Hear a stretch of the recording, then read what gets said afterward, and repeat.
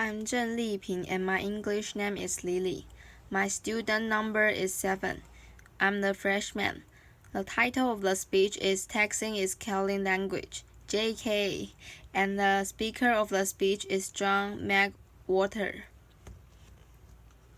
We always hear that texting is a scourge. The idea is that texting spells the decline and fall of any kind of serious literacy, or at least writing ability, among young people in the United States and now the whole world today. The fact of the matter is that it just isn't true, and it's easy to think that it is true, but in order to see it in another way, in order to see that actually texting is a miraculous thing, not just energetic, but a miraculous thing, a kind of emergent complexity that we're seeing happening right now. We have to pull the camera back for a bit and look at what language really is. In which case, one thing that we see is that texting is not writing at all. What do I mean by that? Basically, if we think about language, language has existed for perhaps 150,000 years, at least 80,000 years, and what it arose as is speech. People talked. That's what we're probably genetically specified for. That's how we use language most. Writing is something that came along much later, and as we saw in the last talk, there's a little bit of controversy as to exactly when that happened, but according to traditional estimates, if humanity had existed for 24 hours, then writing only came along at about 11:07 p.m. That's how much of a latterly thing writing is. So first, there's speech, and then writing comes along as a kind of artifice. Now don't get me wrong, writing has certain advantages. When you write, because it's a conscious process, because you can look backwards, you can do things with language that are much less likely if you are just talking. For example, imagine a passage from Edward Gibbon's The Decline and Fall of the Roman Empire. The whole engagement lasted about 12 hours, till the graduate retreat of the Persian was changed into a disorderly flight, of which the shameful example was given by the principal leaders and the Shurina himself. That's beautiful, but let's face it, nobody talks that way, or at least, they shouldn't if they are interested in reproducing. That laughter is not the way any human being speaks casually. Casual speech is something quite different. Linguists have actually shown that when we're speaking casually in an unmonitored way, we tend to speak in word packets of maybe 7 to 10 words. You'll notice this if you ever have occasion to record yourself or a group of people talking. That's what speech is like. Speech is much looser. It's much more telegraphed. It's much less reflective, very different from writing. So we naturally tend to think, because we see language written so often, that that's what language is. But actually what language is speech. There are two things. Now, of course, as history has gone by, it's been natural for there to be a certain amount of bleed between speech and writing. So, for example, in a distant era now, it was common when one gave a speech to basically talk like writing. So I mean the kind of speech that you see someone giving in an old movie where they clear their throats and they go, ladies and gentlemen, and then they speak in a certain way which has nothing to do with casual speech. It's formal. It uses long sentences like this given one. It's basically talking like you write. And so, for example, we're thinking so much this day about Lincoln because of the movie. The Gettysburg Address was not the main meal of that event. For 2 hours before that, Edward Everett spoke on a topic that, frankly, cannot engage us today and barely deny. The point of it was to listen to him speaking like writing. Ordinary people stood and listened to that for 2 hours. It was perfectly natural. That's what people did then, speaking like writing. Well, if you can speak like writing, then logically it follows that you might want to also sometimes write like you speak. The problem was just that in the mechanical sense. That was harder back in the day for the simple reason that materials don't lend themselves to it. It's almost impossible to do that with your hand, except in shorthand, and then communication is limited. On a manual typewriter, it was very difficult, and even when we had electric typewriters or then computer keyboards, the fact is that even if you can type easily enough to keep up with the pace of speech, more or less, you have to have somebody who can receive your message quickly. Once you have things in your pockets that can receive that message, then you have the conditions that allow that we can write like we speak, and that's where texting comes in. And so texting is very loose in its structure. No one thinks about capital letters or punctuation when one texts. But then again, do you think about those things when you talk? No, and so therefore why would you when you were texting? What texting is, despite the fact that it involves the brute mechanics of something that we call writing, a fingered speech. That's what texting is. Now we can write the way we talk, and it's a very interesting thing, but nevertheless, easy to think that still it represents some sort of decline.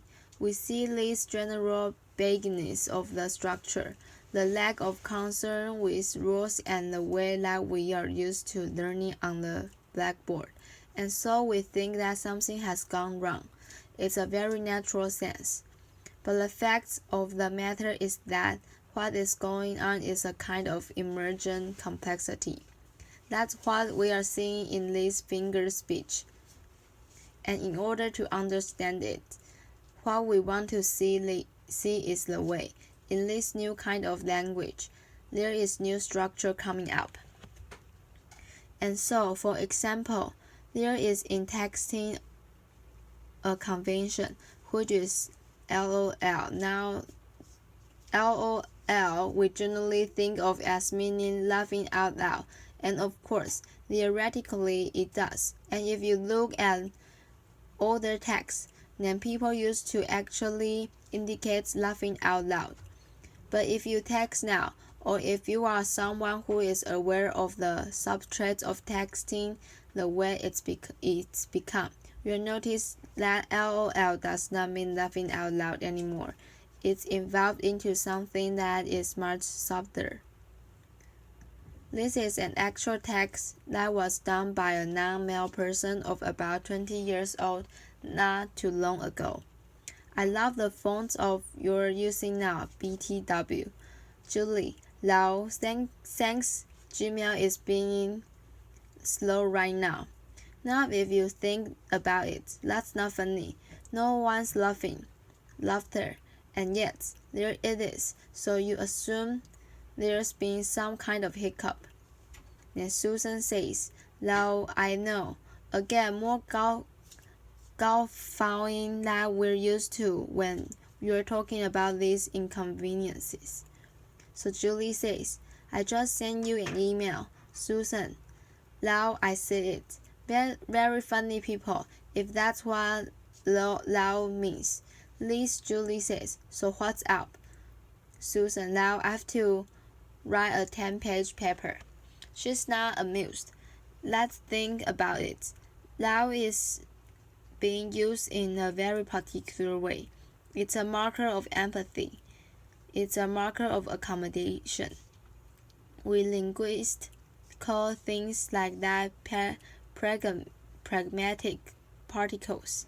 Any spoken language that's used by real people has name.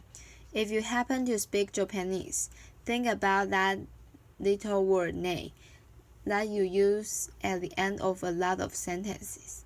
If you listen to the way Black youth today speak, think about the use of the word yo. Whole dissertation could be written about it, and probably are being written about it. A pragmatic particle. That's what love has gradually become. It's a way of using the language between actual people. Another example is slash. Now we can use slash in the way that we're used to, along the lines of, we're going to have a party slash networking session. That's kind of like what we're at. Slash is used in a very different way in texting among young people today. It is used to change the scene. So for example, this silly person says, so I need to find people to chill with. And Jack says, haha, you could write a dissertation about haha too, but we don't have time for that. Haha, so you're going by yourself? Why? Sally, for this summer program at NYU.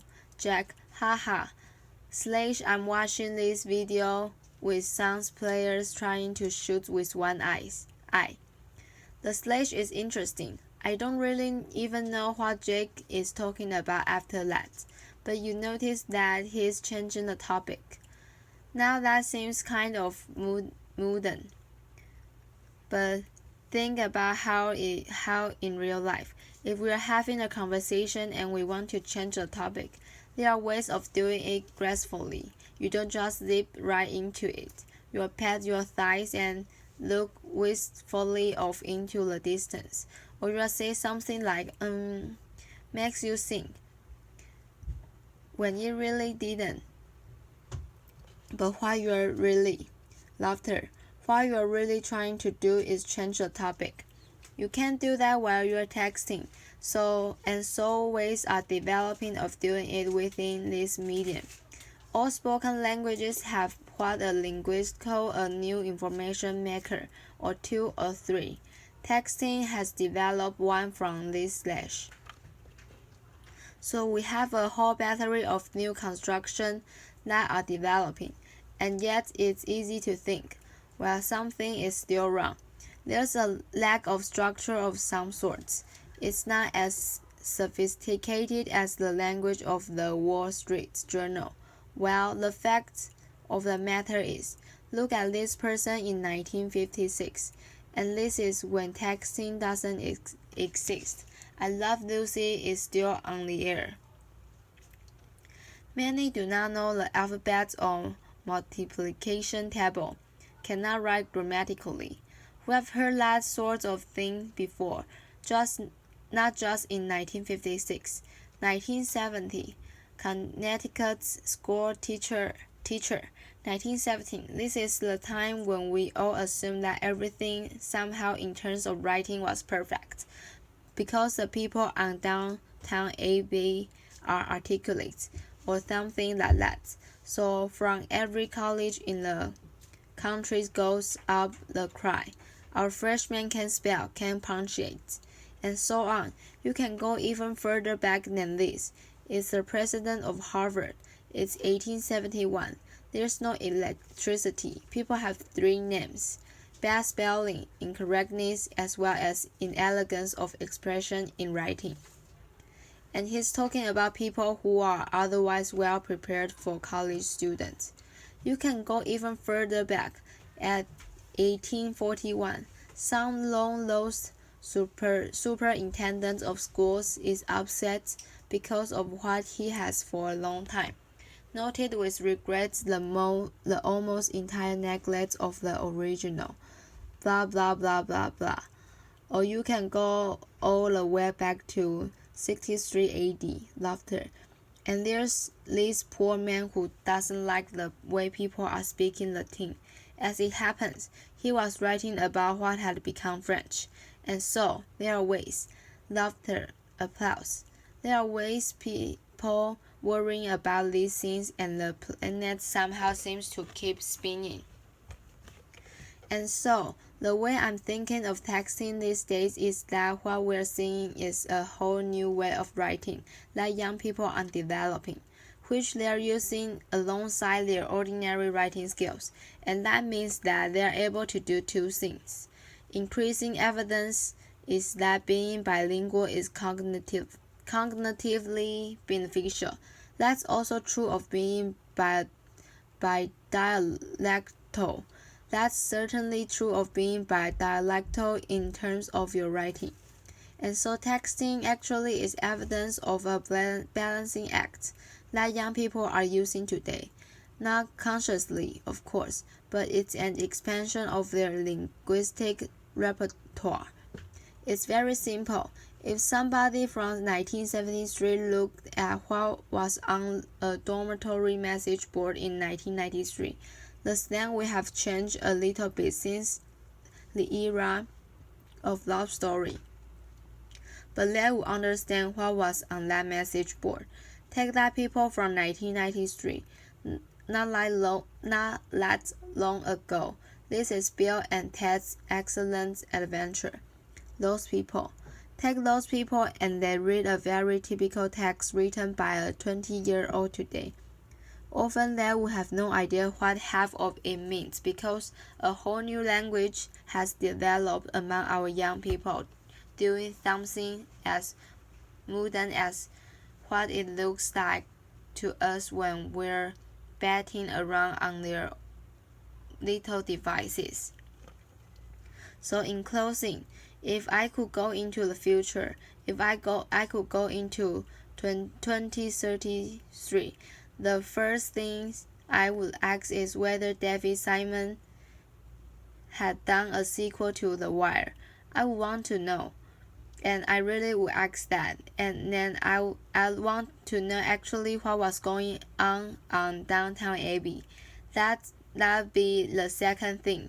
And then the third thing would be, please show me a sheaf of texts written by 16-year-old girls, because I would want to know where this language had developed since our times.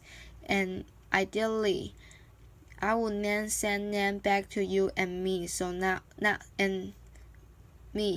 so we could examine this linguistic miracle happening right under our noses. Thank you very much. Applause. Thank you. Applause.